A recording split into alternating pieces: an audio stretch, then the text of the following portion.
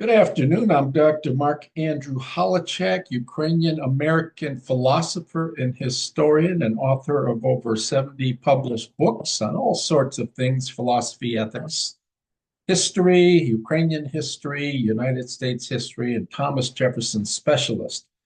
And I'd like to welcome you to another version of Eye on Ukraine.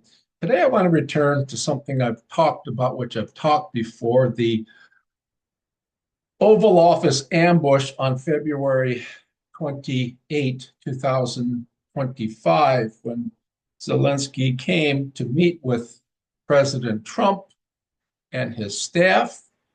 And the notion was to come to some sort of agreement. Trump was looking for rare minerals agreement.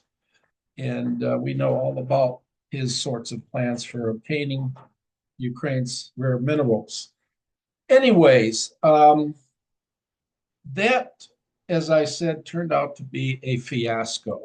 And it has been covered and will go down in history as one of the singular moments in democratic diplomacy, or its lack, in 2025, perhaps in the 21st century.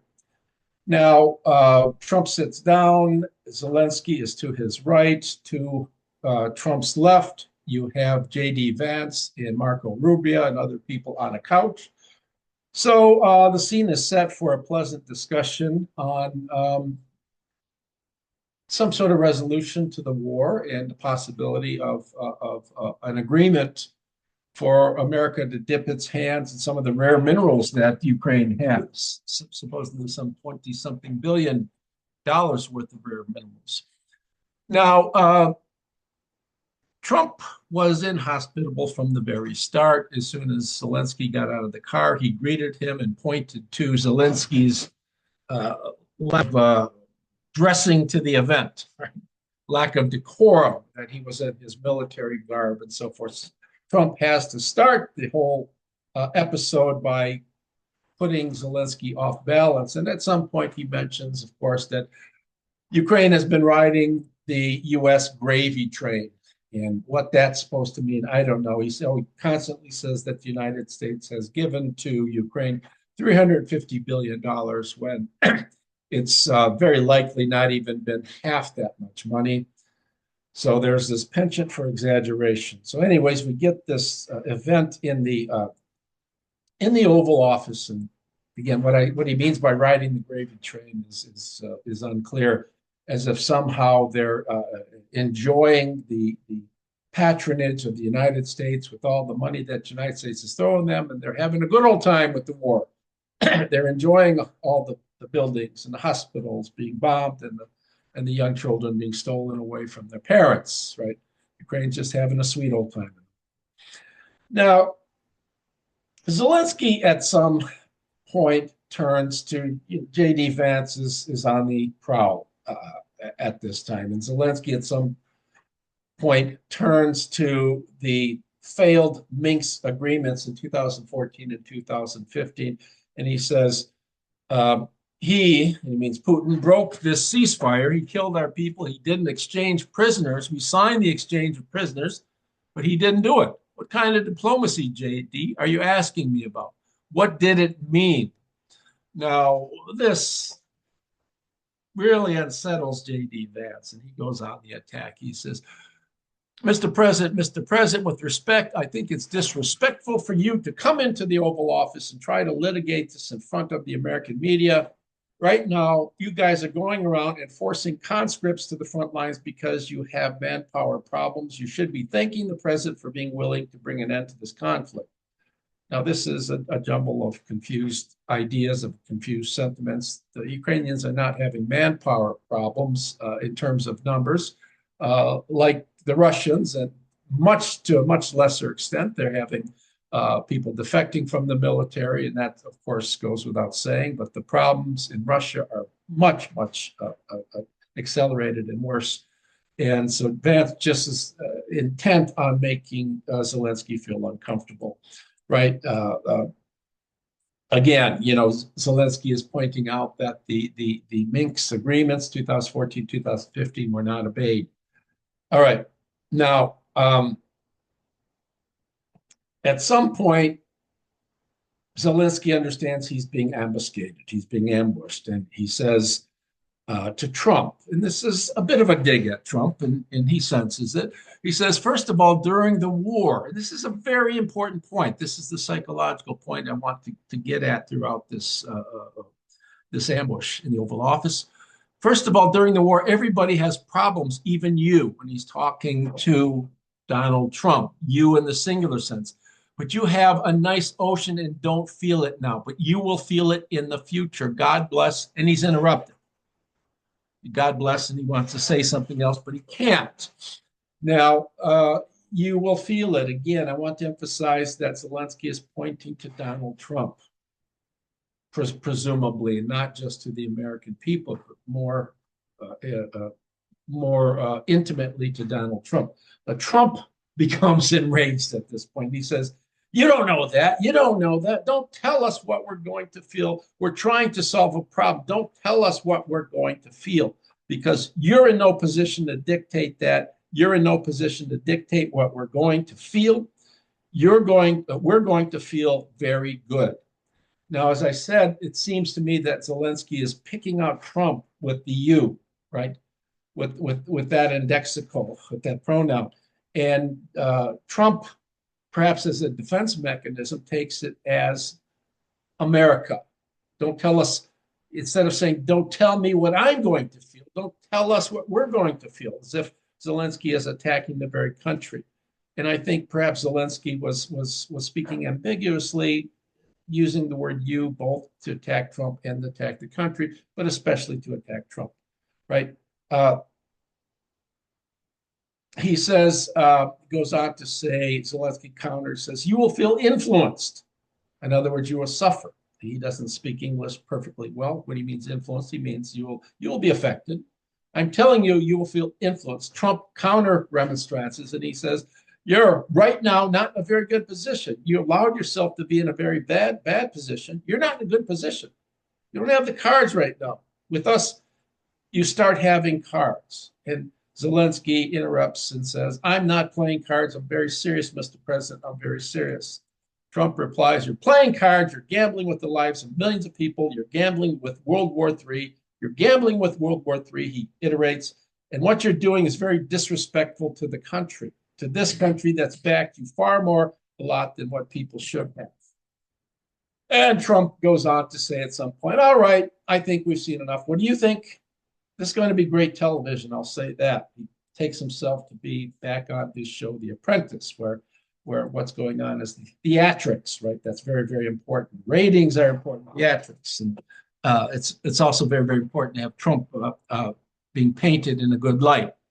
Now, as I said before, this is not a point that is just noticed by me. There's at least one other on YouTube that made this point. The whole notion of when Zelensky attacks Trump and he tells Trump that he's going to feel this at some point if he doesn't feel it now, right? That sets Trump off and he becomes unhinged. This whole notion of what you're going to feel. Now that suggests that he's struck a chord. I'm going to go back to it. It says, you have a nice ocean, you don't feel it, but you will feel it in the future. And then Trump takes it as, don't tell us what we're going to feel, right?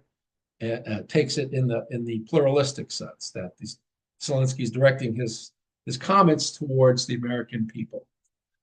Either way, I think what Zelensky is saying something very sensible, that with the global interconnections these days, when there's a war with one large nation, all nations feel it. The United States especially, since it has connections all over Europe and so forth and other parts of the globe with respect to having military bases scattered all over the place, having weapons, nuclear weapons at many places, for example, in Europe.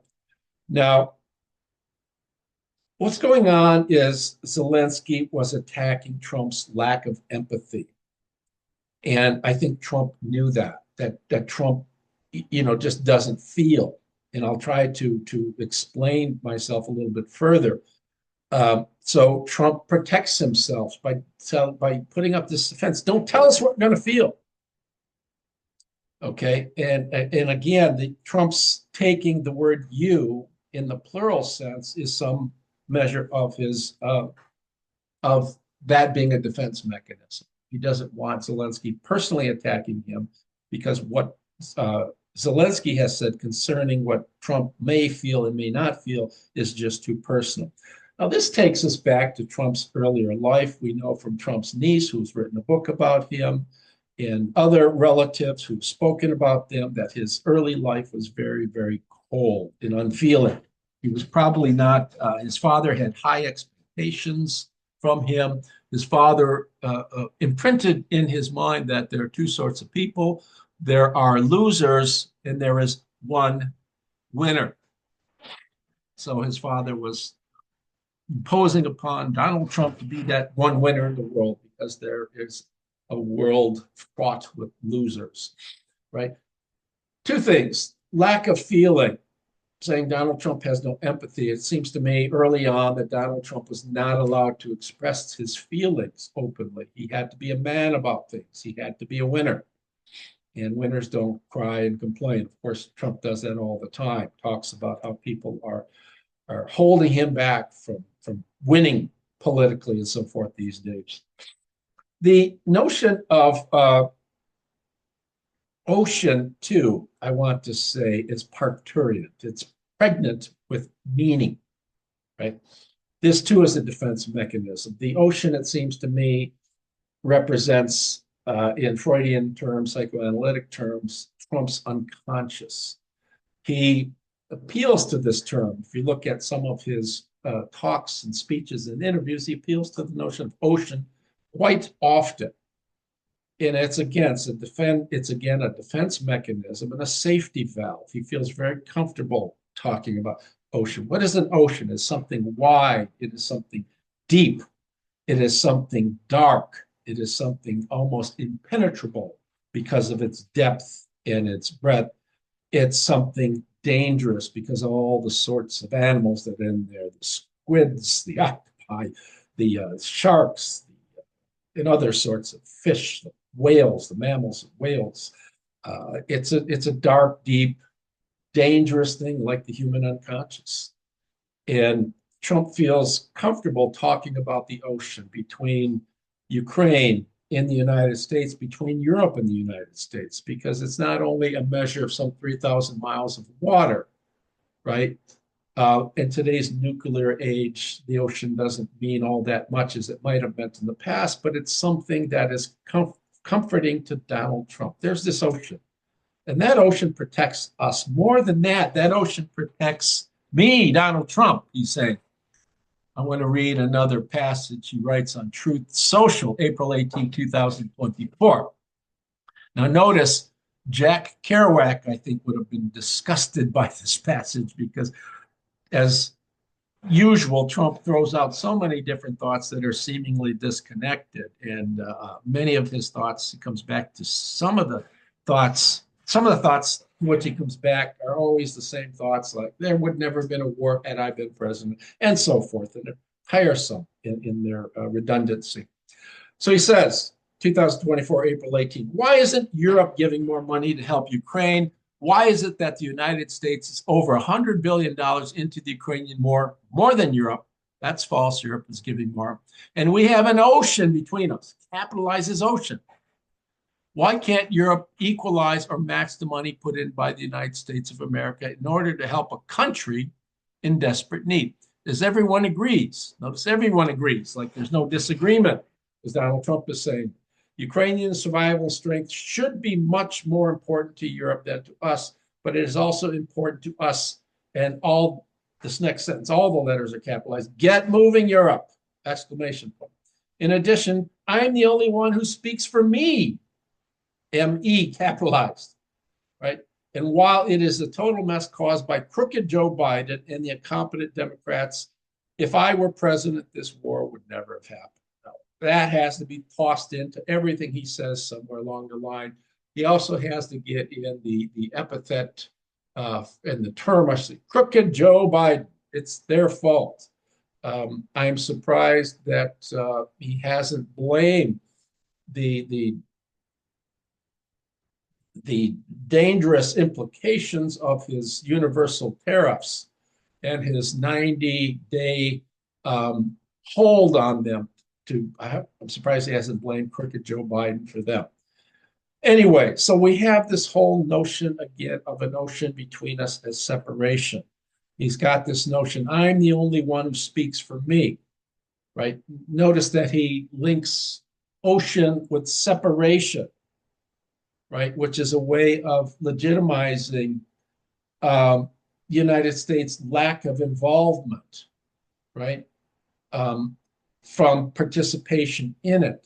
It separates, the ocean separates. And in some sense, the ocean of Trump's unconscious separates him from any sort of necessity or obligation to involve himself with the mistakes, with the suffering, with the lack of empathy felt by his parents to him, the lack of feeling he wasn't allowed to express as a child. This separation, the ocean is a measure of that separation. He's very fond of that term. All right.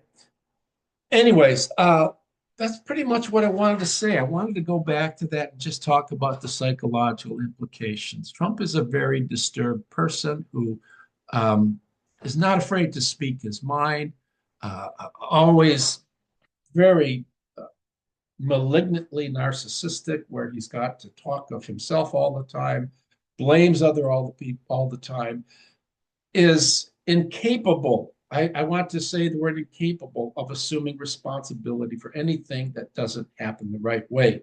Again, we go back to the tariffs that are not working. He doesn't blame himself. There are so many different causal factors, he says, that these things can't be put into play. Anyways, I hope you enjoyed this. This is on the psychological implications of the ambuscade in the Oval Office. I'm Dr. Mark Andrew Holacek, and we'll do this again at some future instance. TTFN.